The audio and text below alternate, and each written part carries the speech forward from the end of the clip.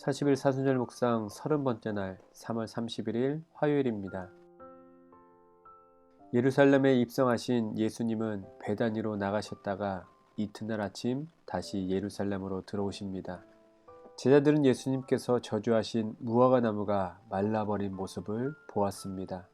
예수님께서 무화과 나무를 저주하신 이유는 잎만 무성하고 열매가 없는 무화과 나무였기 때문입니다.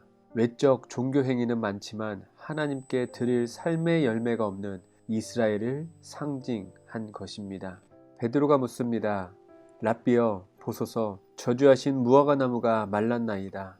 예수님은 베드로의 질문에 답변 대신 다른 이야기를 꺼내십니다. 기도에 대한 이야기였습니다. 그런데 이 기도에 대한 이야기도 무화과 나무가 마른 사건처럼 비상식적인 이야기의 연속이었습니다. 예수께서 그들에게 대답하여 이르시되 하나님을 믿으라. 내가 진실로 너에게 이르노니 누구든지 이 산더러 들리어 바다에 던져지라 하며 그 말하는 것이 이루어질 줄 믿고 마음에 의심하지 아니하면 그대로 되리라. 그러므로 내가 너에게 말하노니 무엇이든지 기도하고 구하는 것은 받은 줄로 믿으라. 그리하면 너희에게 그대로 되리라. 우리는 예수님이 하신 말씀 속에서 기도의 원칙을 발견할 수 있습니다. 첫 번째 가장 중요한 전제는 하나님을 믿는 것입니다. 랍비여 보소서, 저주하신 무화과 나무가 말랐나이다. 예수께서 그들에게 대답하여 이르시되 하나님을 믿으라. 두 번째 중요한 것은 마음에 의심하지 아니하는 것입니다.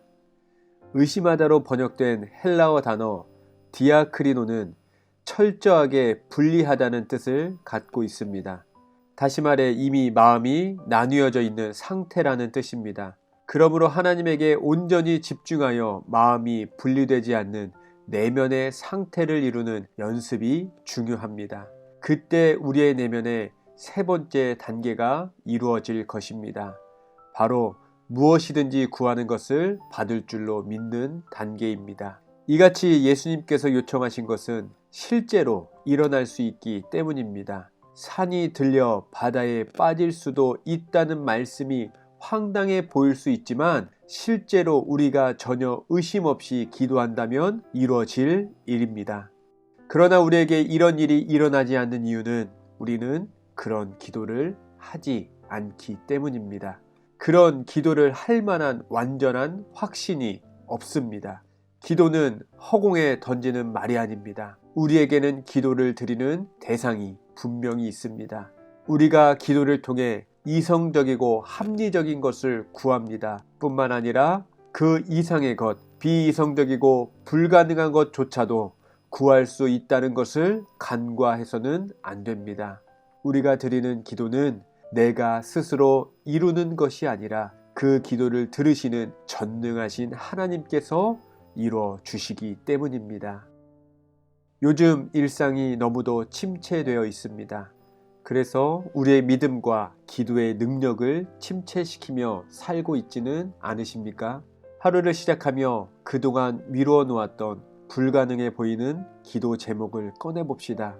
그리고 되면 좋고 안 되면 말고 하는 안일함이 아니라 간절하게 목숨을 걸고 기도해 봅시다. 이 나라, 이 민족, 우리 가정과 직장과 우리의 삶을 위하여 우리의 삶을 걸고 주님께 기도해 봅시다. 다음 주 고난주간을 맞이하는 가장 중요한 준비는 기도입니다.